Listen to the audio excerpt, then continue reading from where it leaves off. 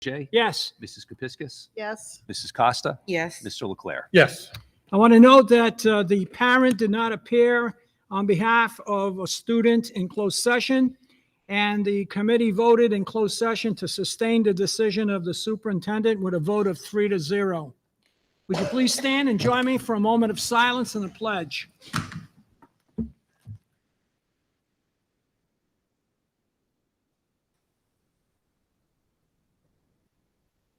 I pledge allegiance to the flag of the United States of America and to the republic for which it stands, one nation, under God, indivisible, with liberty and justice for all. Now we'll go into good and welfare, and I invite anyone who'd like to speak to this school committee, please come to the podium, state your name and address for the record, and keep your comments to 5 minutes and with good decorum. Does anybody want to address the school committee? Mr. Stewart. Good evening. Robert Stewart, 68 Cumberland, Woonsocket, Rhode Island, 02895. I just noticed on the agenda tonight, under new business, a discussion on student violence and this Good Samaritan idea. I'd like to thank the committee and Lynn Kepiscus in particular for taking up this issue of reducing violence in our schools.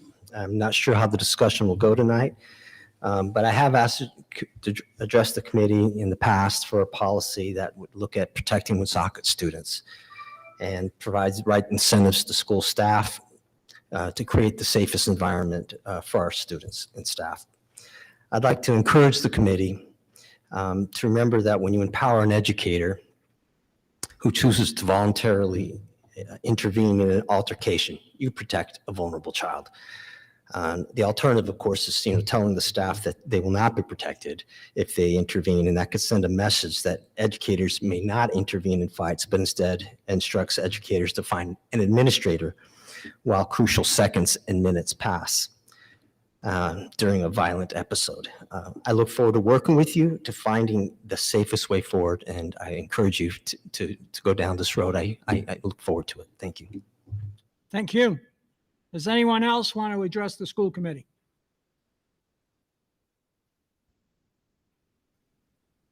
Seeing none, I'll turn it over to Dr. McGee for recognitions and announcements. Thank you, Mr. Chairman, members of the school committee. I am very pleased to announce Mrs. Jennifer Randall as principal of Harris Elementary School. Mrs. Randall joins us with over 16 years of educational experience as both a teacher and in leadership positions. Most recently, she worked as the math curriculum leader for the East Providence Public Schools, and prior to that, as the head of the upper school, a pre-K through 8 school in Foxborough, Massachusetts. She earned her master's in education administration from Providence College, a master's in teaching from Rhode Island College, and a bachelor's in human development and family studies from the University of Connecticut. She is highly qualified and certified by RIDE as a building level administrator. As administrator, she holds the core values and beliefs that every child deserves to feel safe, have a highly qualified teacher who engages, motivates, and differentiates, and has the right to feel valued and appreciated by their community. She feels all parents deserve to know that their child is safe, cared for, and their voice is heard every day. Her objective is to provide teachers with the tools and resources to enhance the school community. Mrs. Randall has a passion in establishing a culture where students come first, and we work together to make this happen. Based on her record of accomplishments, I highly recommend Ms. Randall for the position of principal, Harris Elementary School. And she is here this evening. Please stand. Jennifer. Welcome.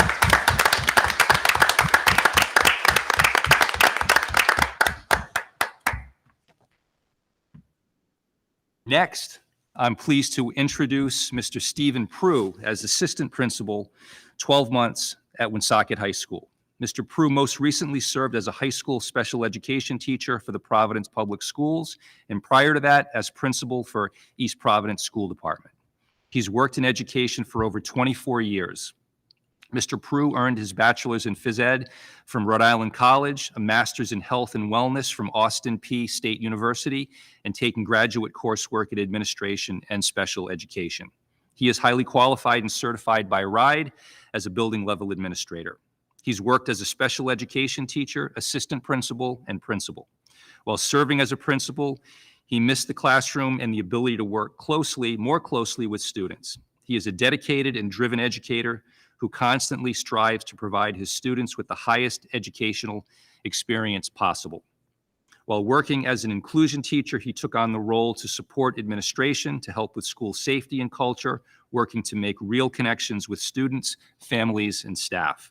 Mr. Prue feels that the role of an assistant principal is the perfect position to make those connections and help students grow educationally, but also as human beings. Based on his record of accomplishments, I highly recommend Mr. Prue for the position of assistant principal, 12 months at Woonsocket High School. And Mr. Prue is standing in the back.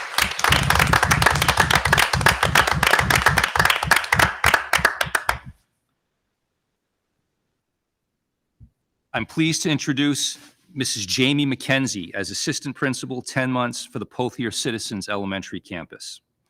Mrs. McKenzie joins us with 19 years of experience in the field of education. She served as the Dean of Students for the Wheeler School Summer Bridge Program, as well as a fifth grade teacher and instructional coach for the Cranston Public Schools. She received her elementary and special education degrees from Rhode Island College, school counseling degree from Providence College, and her educational leadership degree from Arizona State University. She is highly qualified and certified by RIDE as a building level administrator. Mrs. McKenzie aspires to create a school culture and educational program conducive to student learning and development. She seeks to create a school environment that fosters 21st century learning and teamwork to meet all students' needs. She believes a child's first teacher is their family, which is why it is important to have open communication with families so that all children can make academic and social gains. She's excited to work alongside Mrs. Carvalho, the principal of the Pothier Citizens Campus, to make this upcoming school year one that's very successful. Based on her record of accomplishments, I highly recommend Mrs. McKenzie for the position of assistant principal at the Pothier Citizens Elementary Campus. And Jamie is here this evening as well.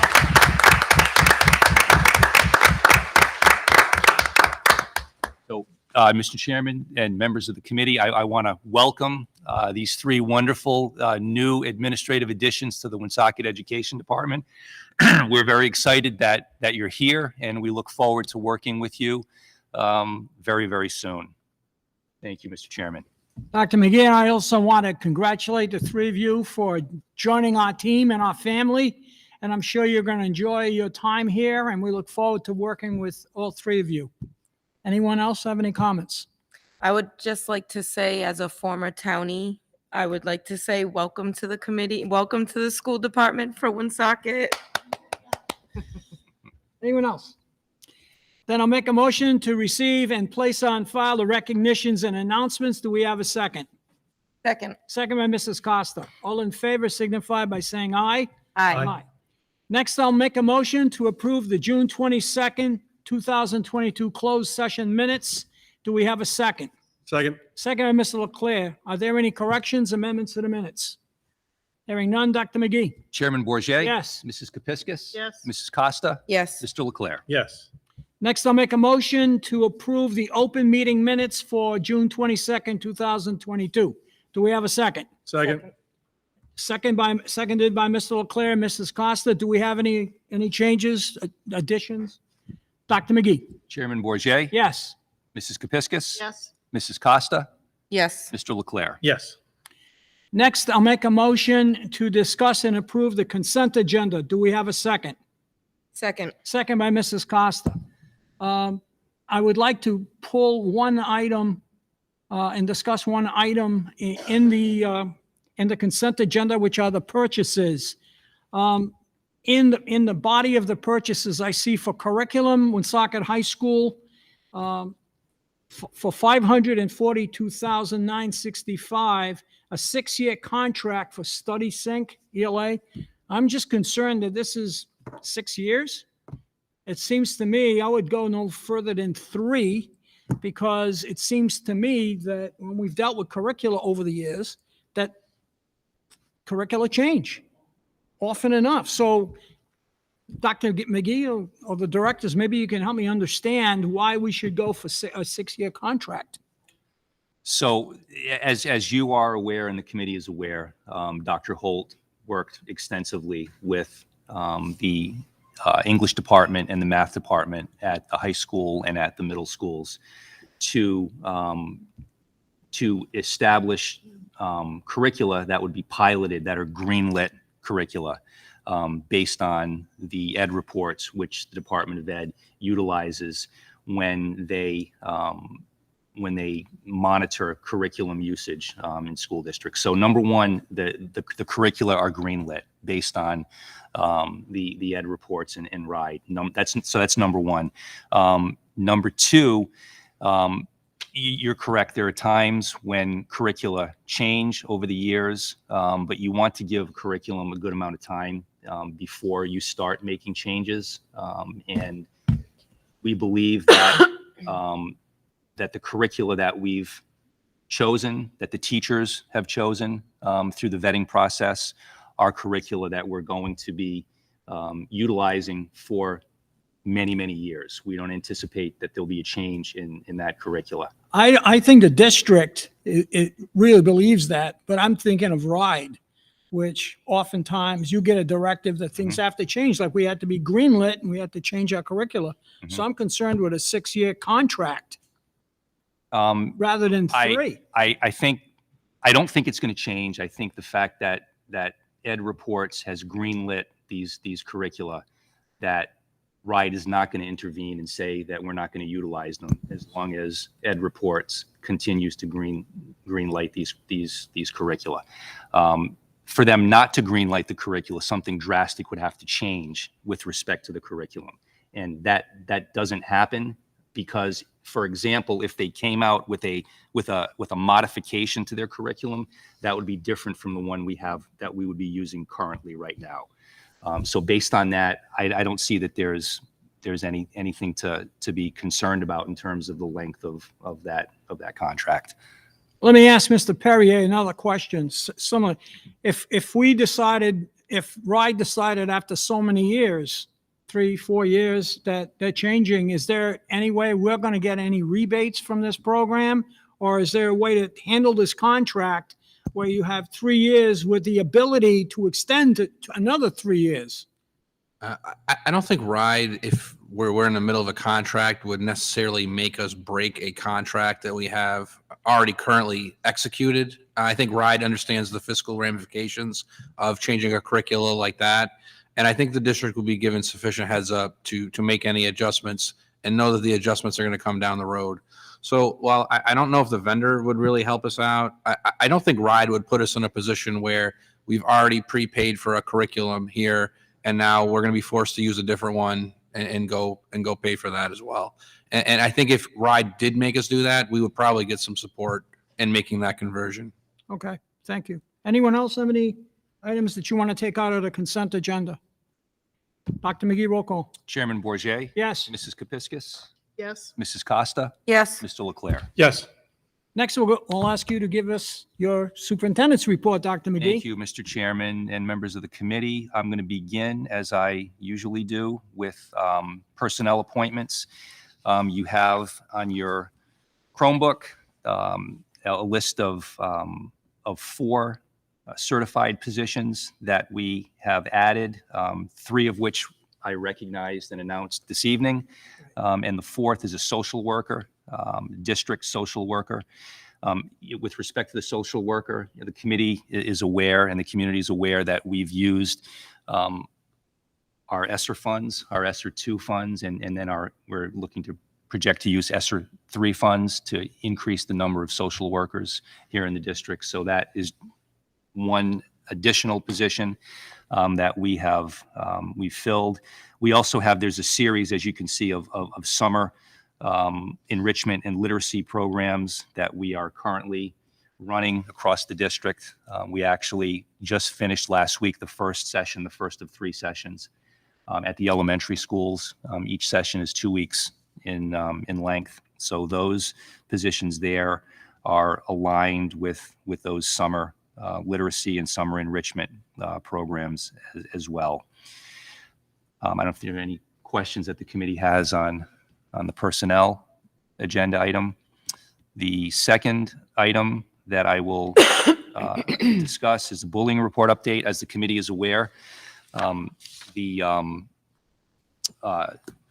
district principals twice a year are required to provide myself with a list of, in the beginning of the year, from September through January, and then from January through June, the list of the total number of bullying incidents that have been reported by school. You have that in the second column. The first column lists the school, and the third column lists the actual number of those alleged incidents which were deemed to be bullying. So each of you has a copy. I actually have provided you with a copy of from September through December, so you could kind of compare the first half of the year with the second half of the year. So if you have any questions regarding that, before I do get to questions you may have, you're also aware that in the anti-bullying policy, the principals are going to be providing me with a calendar of the upcoming school year by season of any type of events or activities that they'll be doing at their schools to promote and support anti-bullying campaigns and things like that. So I'll be sharing that with the committee at some point in the fall. But I've provided each of the principals with a template calendar, and they're going to be filling in that information. They'll provide that to me. I believe the due date is September 2nd. So at possibly the second committee meeting in September, I'll be sharing that with the school committee. Just got one question on these schedules. We noted, you note the bullying incidents that did occur. Is there such a thing as what the resolutions are in terms of those that were, I don't know how we would quantify that. So, How do we, I mean, they occurred, but, without seeing the actual bullying report, right, which we don't, you don't have access to that. right, It's a variety of things. In Okay. some instances, it's just bringing the students together and mediating it. In other instances, it's bringing the parents in, and rarely will we bring them in together. They're usually spoken with separately, unless both parties agree to it. So it's as basic as that. It always includes that, but it's as basic, and sometimes it ends there. Other times it can go to a situation where a student might be removed from a setting, for example, they might be placed in a different classroom potentially to solve the problem. That would be an extreme case. There are consequences in some instances with respect to a bullying situation. There are a lot of things that come into play with respect to that. The length of time it's maybe been going on, the specific act, the bullying act. They range from teasing to some more severe and more serious action. So it really depends on each situation. Attention work campers, program begins in 10 minutes. Please start making your way down to the gym. Program starts in 10 minutes. Everybody get that? are you going to the gym, Mr. Notoriani?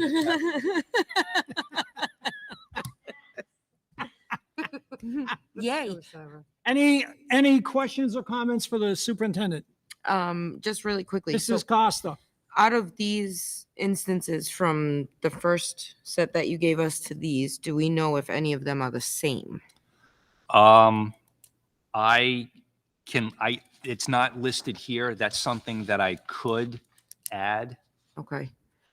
in the, Just to see if it's winter? still going on. yeah, that is something I can add. Okay. Again, it would be individually looking at each Right. individual Of course.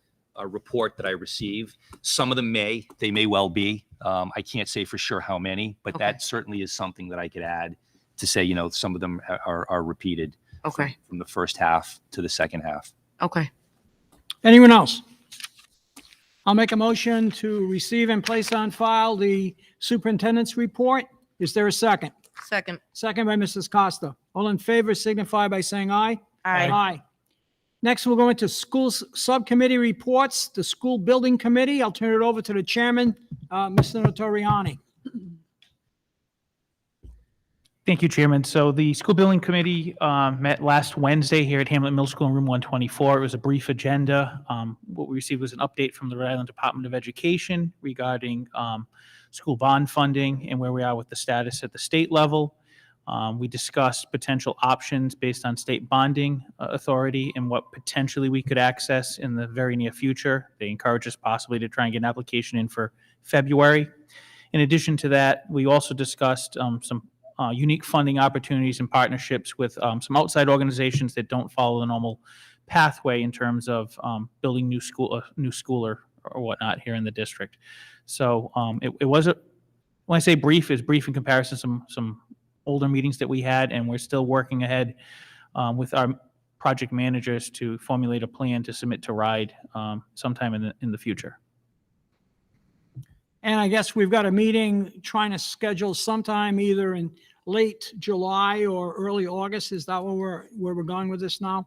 I believe, Chairman, yes, we're gonna look to schedule something in the next few weeks. We're still kind of putting some pieces together. We had a meeting on Tuesday, and then we have a subsequent meeting Friday and additional meetings next week with some key administrative staff and the OPM and our architectural firm, just to kind of firm up some options to present back to the building committee for further discussion and hopefully approval.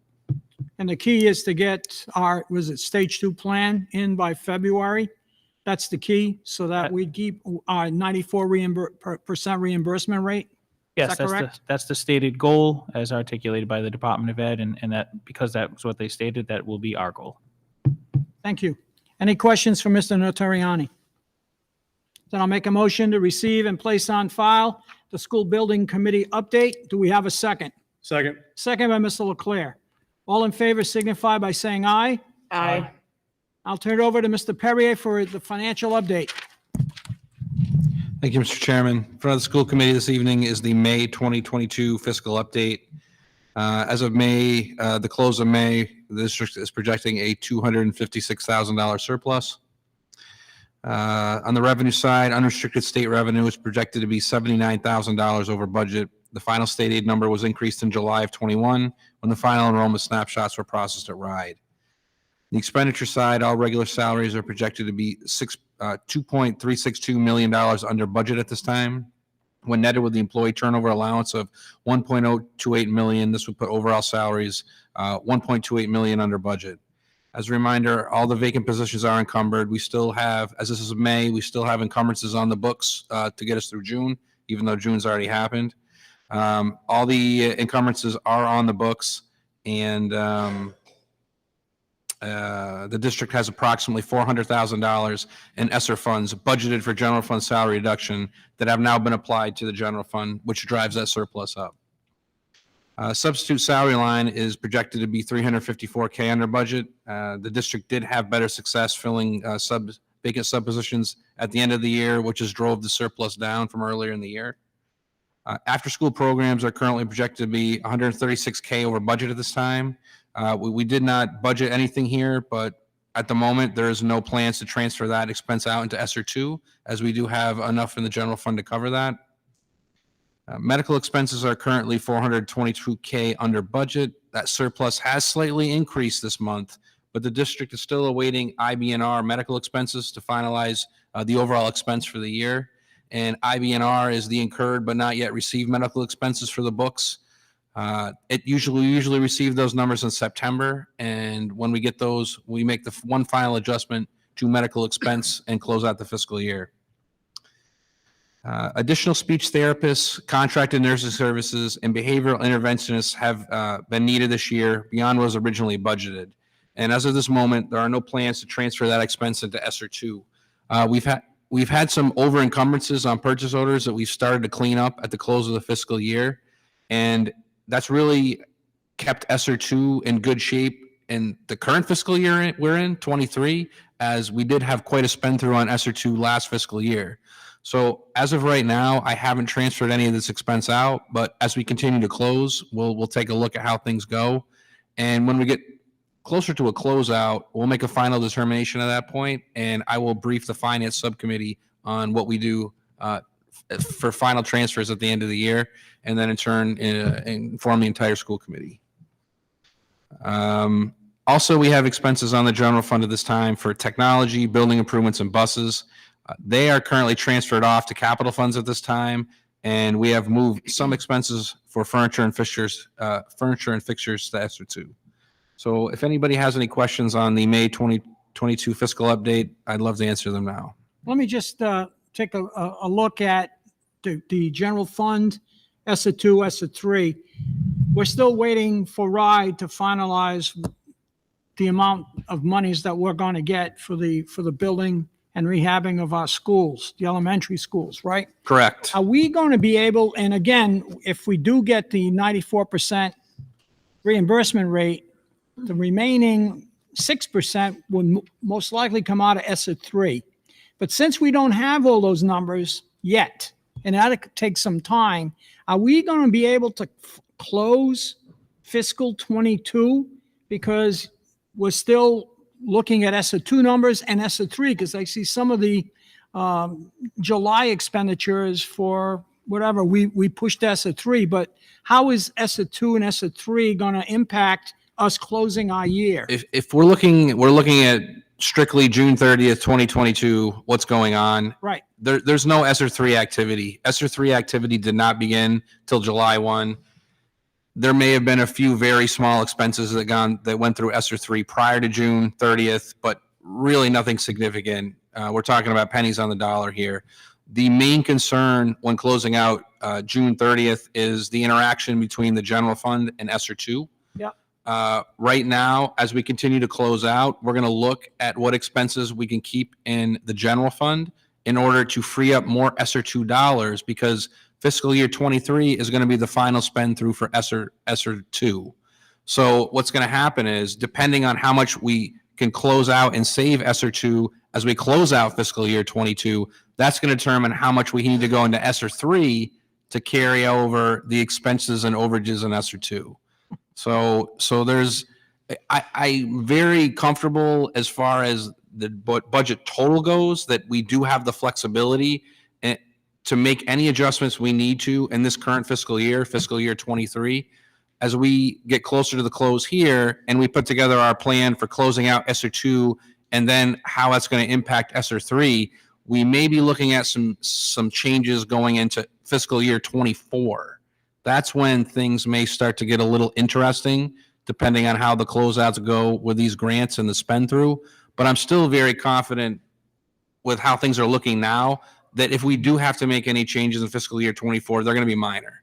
Where we're really still looking at that fiscal year 25 cliff. That's really, again, the date that we need to keep in mind right now, because looking at, preliminarily how things are closing out on 22, I'm very confident that we're going to be in a good spot there. And I'm hopeful that we're going to, free up some money for ESER 2 that we can use in the current fiscal year.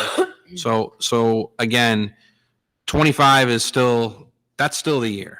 And that's really what we need to keep our eyes on going forward here. And a lot of that's going to depend on what the state does and what the federals do. Absolutely. Down the road. Yep. Who knows? There may be another ESER plan in the works. Who knows what's going to happen? And then who knows what's going to happen at the state level as well. So Okay. That's true. Anyone have comments, questions for Mr. Perrier? Then I'll make a motion to receive and place on file the financial update. Do we have a second? Second. Second by Mr. Leclerc. All in favor signify by saying aye. Aye. I'll ask Mr. Notoriani to give us the technology and facilities update. Thank you, Chairman. So this evening is the Consolidated Technology Facilities Update.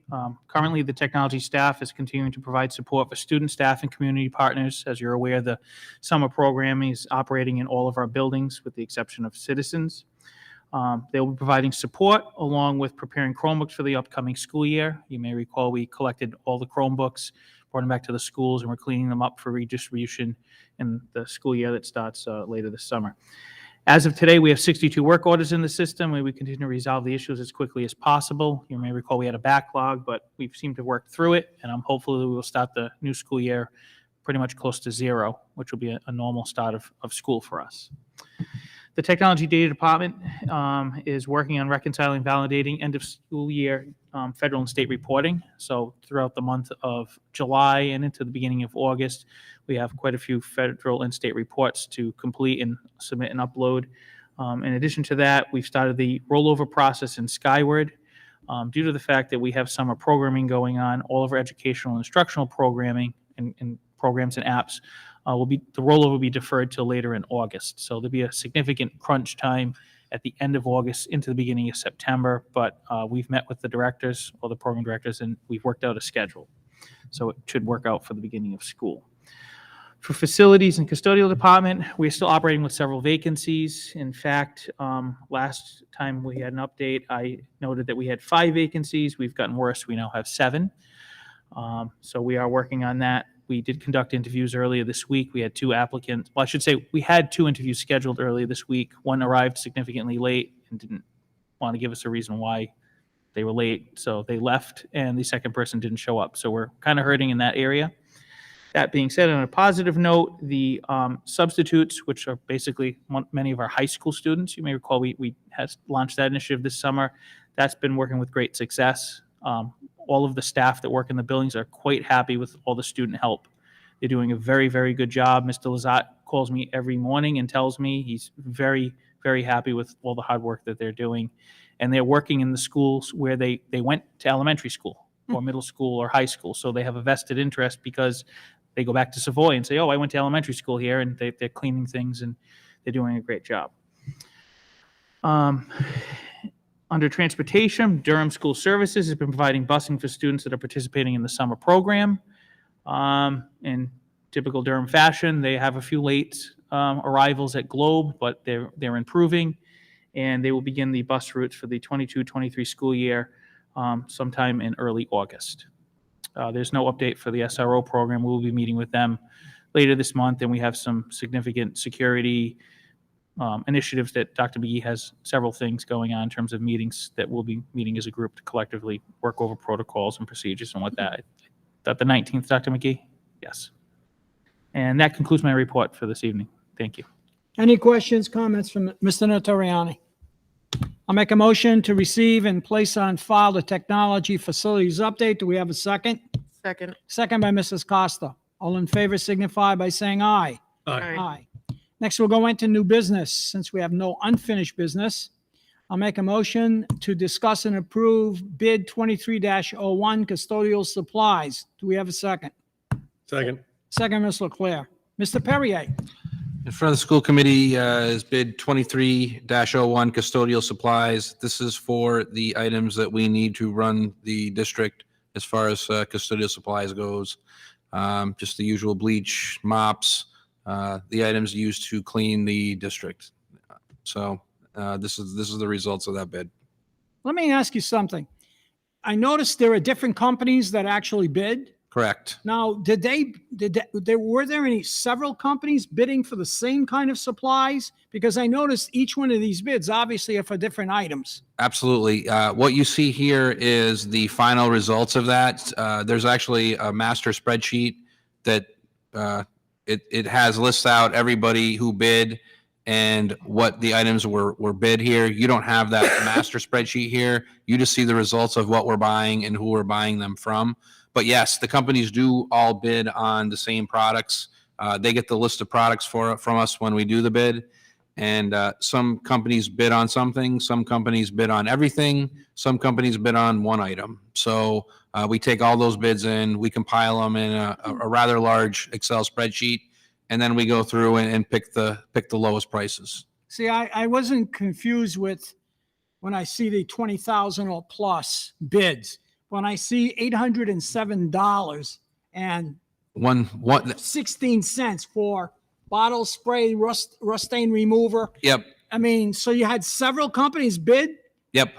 Yeah. just for those. Yeah, absolutely. I found that kind of interesting. It's funny, the amounts, you can kind of see who the more competitive vendors are through Right. this, but there are a few vendors who, Okay. they have a lock maybe on some of the items that we're looking for. So, Now, have we used these people in the past? yeah, we tend to pick up a new vendor or two every year. Looking at this list, this is a pretty familiar list of vendors that we've used pretty much every year. But I know we have picked up a couple of new ones this year. Lacar is a new one, and they actually had some really competitive prices, so it was good to see that. And also 40 in Packaging is another new vendor. But Okay. these other vendors we have a pretty significant, long-standing relationship with. Very good. Any comments, questions from Mr. Perrier? Dr. McGee, roll call. Chairman Bourget, Yes. Mrs. Kepiscus. Yes. Mrs. Costa. Yes. Mr. Leclerc. Yes. Next, I'll make a motion to discuss and approve bid 23-02 medical supplies. Is there a second? Second. Second by Mrs. Costa. Mr. Much Perrier. like the custodial supply bid, this is bid 23-02 for medical supplies. Again, these are medical supplies that we'll distribute throughout the district to begin the school year. Band-Aids, thermometers, everything you need and you'd find typically in a nurse's office. One company, Pyramid School Products, bid $56.16. You mean to say none of the others could have bid on those items for $56.16? No, everybody bid on it, but they gave the cheapest price. It actually ended up being batteries. I think that was what was on there. It was 2 items for batteries, and they had the best price for batteries. So we award bids on a line by line basis. We go down every single item Obviously. and we find the lowest item. So they're going to get a $56.16 purchase order tomorrow, so we can get some batteries from them. Absolutely. Any comments or questions on any items? That's the lengths that the finance department goes to save this district Wow. money. All right, we're just gonna throw it right out Put it there. out there. Yeah. That's why you're the administrator. That's right. Dr. McGee? Chairman Bourget. Yes. Mrs. Kepiscus. Yes. Mrs. Costa. Yes. Mr. Leclerc. Yes. Before we get into items 3 and 4, could somebody explain to me why we're tabling these items? I could do that, Mr. Chairman. Thank you, Mr. Perrier. Ms. Giordano did not have time to fully compile and review the bids. What we do with these bids is we review them with the people who are running the bids. So it'll be for the custodial people, we'll work with Al, we'll work with the people over in central receiving to review the bids. The nurses we work with on the nursing bid. So for the athletics, it's the same thing. We work with the athletic director. We just didn't have time to get the paperwork finalized. So we'll be tabling these next 2 items, and I will be bringing you full completed bids at the first meeting in August. I look forward to these bids as I looked forward reading the ones that we passed. Absolutely. Then I'll make a motion to table a discussion approval on bid 2303 athletic supplies. Is there a second on the tabling? Second. Second by Mr. Leclerc. Dr. McGee, roll call. Chairman Bourget. Yes. Mrs. Kepiscus. Yes. Mrs. Costa. Yes. Mr. Leclerc. Yes. Next, I'll make a motion to table the discussion and approval on bid 23-04 athletic medical supplies. Do we have a second on the tabling? Second. Second. Second by Mr. Leclerc, Mrs. Costa, Dr. McGee. Chairman Bourget. Yes. Mrs. Kepiscus. Yes. Mrs. Costa. Yes. Mr. Leclerc. Yes. And the last item on our agenda is a discussion only of establish an education Good Samaritan law to address issues surrounding student versus student violence. And I'll turn it over to Mrs. Kepiscus. Mr. Chair and members of the committee, we've been discussing literally since I joined the committee in 2018, issues around student violence, student-on-student violence, and what the position of the district should be in terms of a policy or something of that sort with regard to educator involvement, staff member involvement. And we've gone round and round this issue. It was put off for a period of time, and it's come back to the forefront after a particularly difficult few months at the high school in particular. And Mr. Stewart came to us to raise it again. And we started to talk about it in policy. And the problem with policy is there's a limitation to how much we can do in terms of that, because we're limited to some degree by what the insurance will cover. The trust has a particular policy that they'll only cover, obviously, for workers' compensation, injuries that are suffered in the course of your duties. And for teachers, they are not contractually charged with maintaining or breaking up student fights, to put it in simplest terms. That's not something that's in their job description. So the trust position is if someone gets hurt, there should be no coverage. So that's where we've been basically not having a meeting point. Mr. Stewart and I, after discussing it at a couple of meetings, him through Good and Welfare and me speaking out to him afterwards, he reached out to me and we had a meeting right at the very end of school to discuss some options. And I'll give him 100% credit. He came up with the idea of suggesting perhaps to our state legislators that they might want to consider something akin to an education Good Samaritan statute, which would basically provide that if a staff member of any school department, that's a teacher, a paraprofessional, a custodian, whatever the case may be, if they step into a student violence situation, they would be free of any criminal charges, any civil liability, and any work action, as long as they meet the force they're dealing with equal force and not excessive force. So essentially, if restraining a child will be enough, you restrain the child.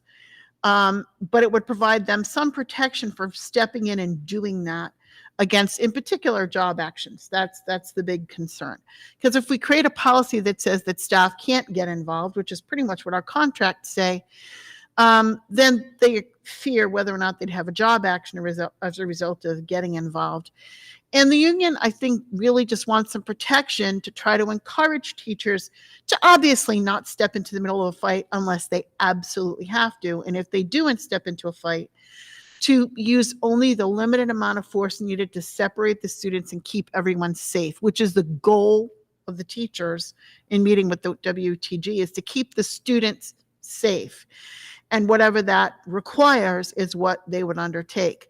Under the current contracts, the only people that are contractually obliged to step into the middle of a fight are administrators.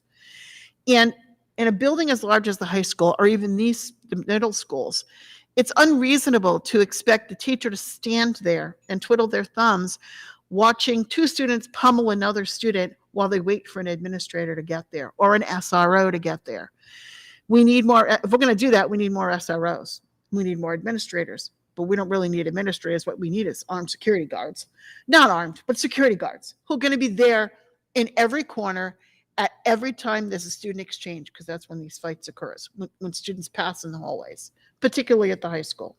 I went there. My daughter went there. If you went there, you know where these are taking place.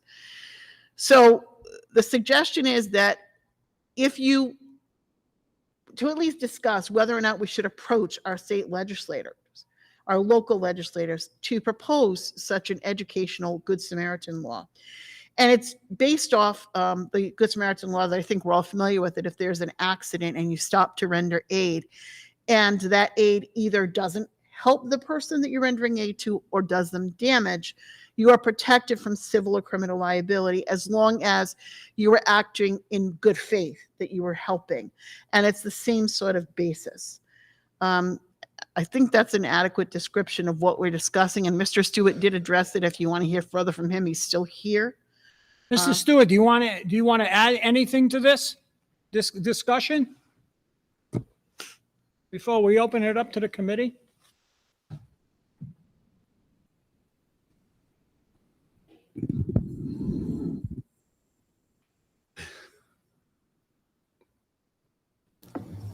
Thanks, Adam. No, thank you, Ms. Kapiskas. I think this would really help the district a lot, and I think that the community and the students, of course, deserve that. I think you want people to act in good faith, using only the minimal amount of force. No one wants to be involved in this, and as an educator, I've unfortunately had to be involved in this a number of times, and it's a terrible feeling, and you're just trying to protect the students. And so I have no problem reaching out to them as well. I think it would be well received, and I have reached out to one senator on this, and I hope that we can get this sponsored. I'd like to think that around the state, if people think through this, you really do want these educators acting in good faith to do the right thing instead of waiting for the obliged administrator. You don't want that weight. No one wants that weight. We want to keep these students safe. And the right message to the teachers and paras who can hopefully, if they voluntarily jump in, I think this is a good idea. This resonates with me because I've been involved in these incidents a number of times, and we're educators because we care about children. Really, that's why we do this. We're in this and we want to feel good about this, and we all have a role to play, and I look forward to work with you. And thank you so much, Lynn, for working with us, working with me on this. Thank you.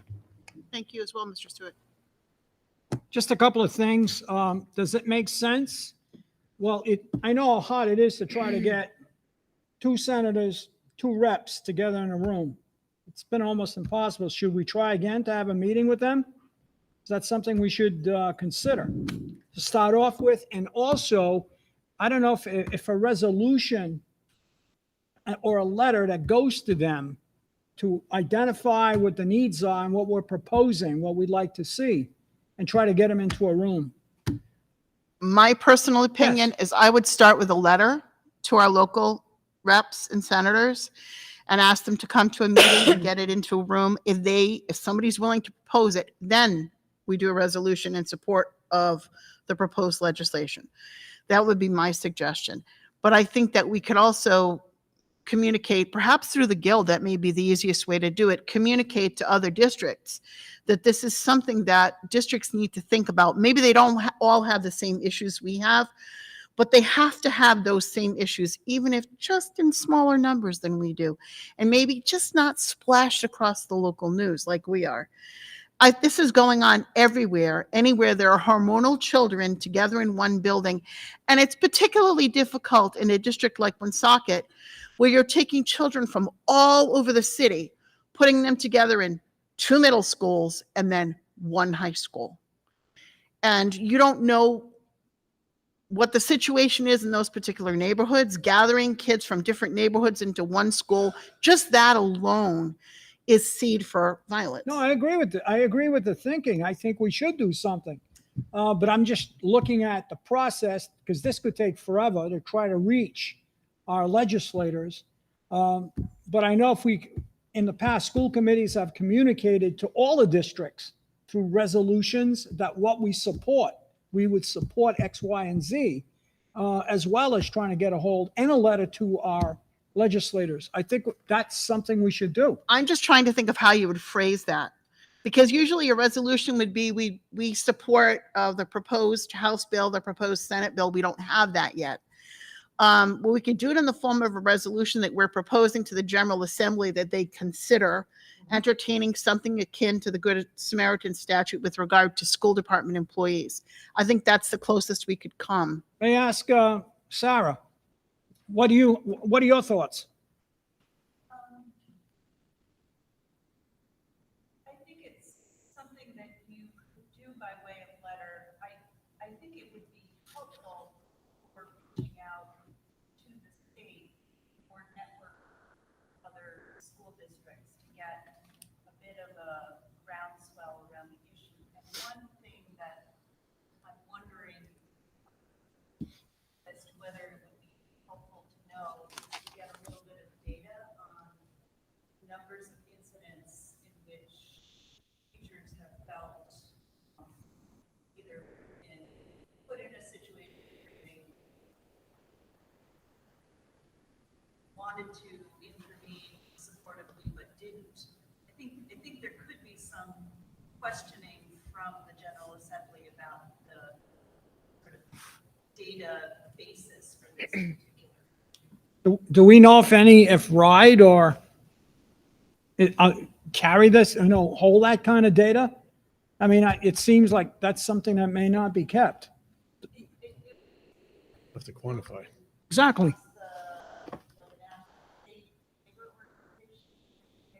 Sarah, is your microphone on? We just can about hear you. Oh, I'm sorry. I don't know, Rob, if there's some way of networking Didn't help. with other. Sarah is just talking into the mic. It's That's a all I'm lawyer asking thing. you to do. Sorry. Is it on? Is it on now? Yes. Sorry, folks. What? The gist of my comment was that I think you you should be able to go to your legislators by way of letter or meeting. The one suggestion as a practical one, which is to gather a bit more information from other districts that have some data about the need. That's sort of what I'm trying, like, have there been incidents? You've mentioned at least a few in your experience, Rob, where there have been fights, there have been situations where teachers felt that they were worried about whether they were going to be held responsible for not intervening. I think there's a lack of clarity on that, perhaps, that could be documented a bit.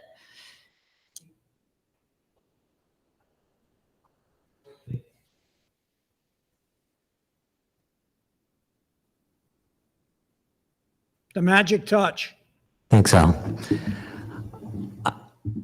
I sincerely doubt that we have the data that we'd really need. I mean, I was involved 3 times this year, and I don't know that there's a well-documented trail about how that went out. But I can tell you, I was nervous every time this happened, and I'm thinking, how can we do the minimum to protect somebody? And you don't want to see those children in a vulnerable spot. And it's a terrible, terrible feeling. And I have no problem working with the other AFT presidents and getting feedback on that and getting their support and help on this. I would wonder, Providence I wonder if there's some liaison. I can reach out to Mary Beth Calabro and ask about Yeah. that as well.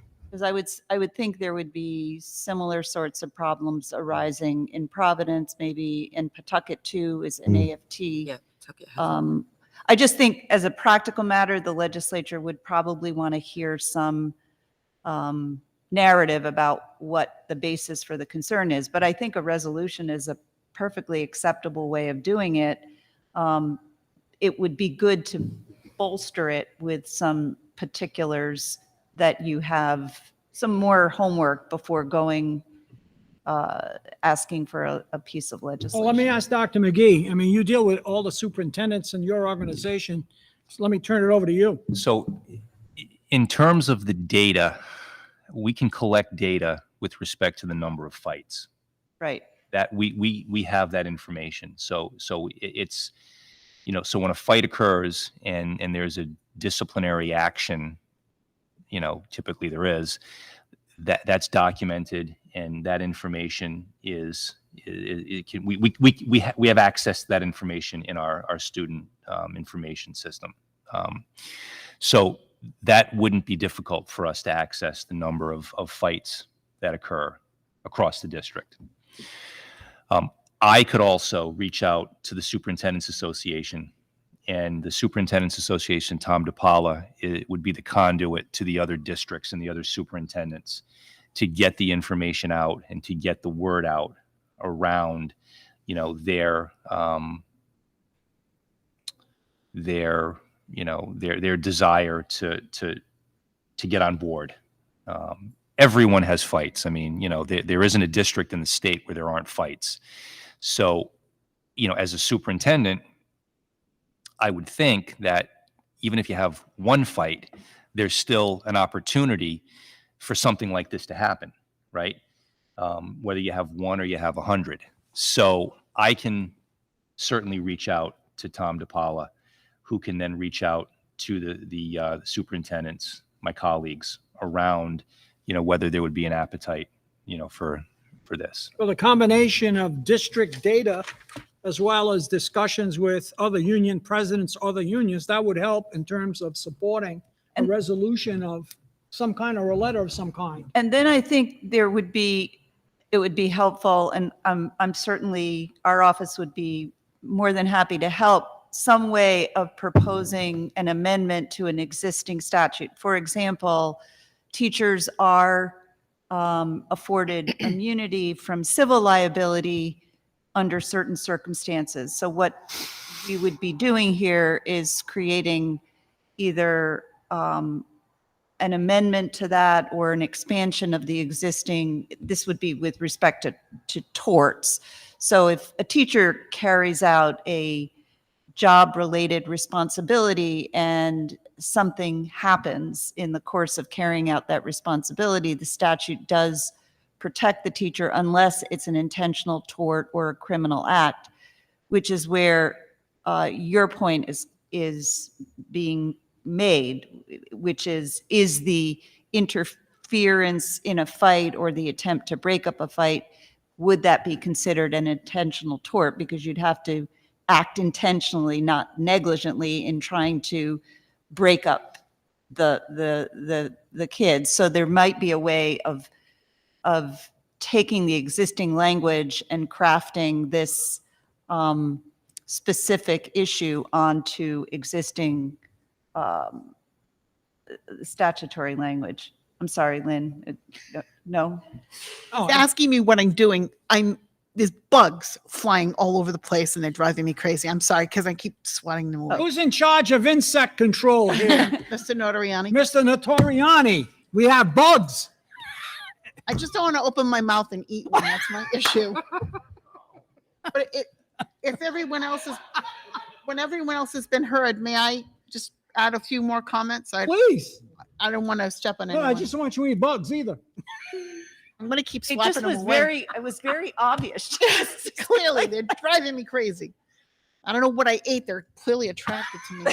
Okay. But two other things. One other thing was with regard to getting support. I think that you, Mr. Chair, could reach out to the Rhode Island Association of School Committees. Right. To at least solicit support at that level as well, so administratively. But in addition, I think that I know when I was on the RICEAC my first term, we developed RIDE's policy with regard to restraint. Yep, that was me.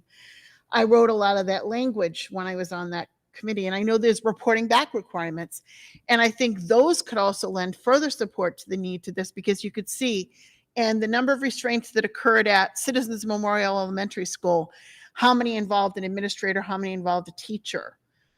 Those are all important things to know, because it's going to show you the number of instances in which somebody's putting themselves at risk and they need protection in the event that they have to do that to protect a student. And I think that that information, which we're required to collect and submit to RIDE, should be available somewhere, if not here at RIDE, because I know that the RICEAC, we continue to request, actually demand that information from the RICEAC every year when we have these So our discussions. superintendent should get that information from RIDE. If that is number of restraints, I don't know. We have that point. data ourselves. Right, you submit it to RIDE. We submit that data to RIDE. So Okay. each district submits that data to RIDE. So There's a deadline each year for each district to submit those restraint And what I'm- restraint data. No, but I'm saying in addition to that, what RIDE could give back to us Is the other districts, Districts. Right. the other districts. Right. If we're going to take the lead, Mr. Stewart, we're going to take the lead, because I want this to hit the ground running. I have to say, I spoke to one state senator already, and I wasn't encouraged. So I'm glad to hear you were when you spoke to someone else.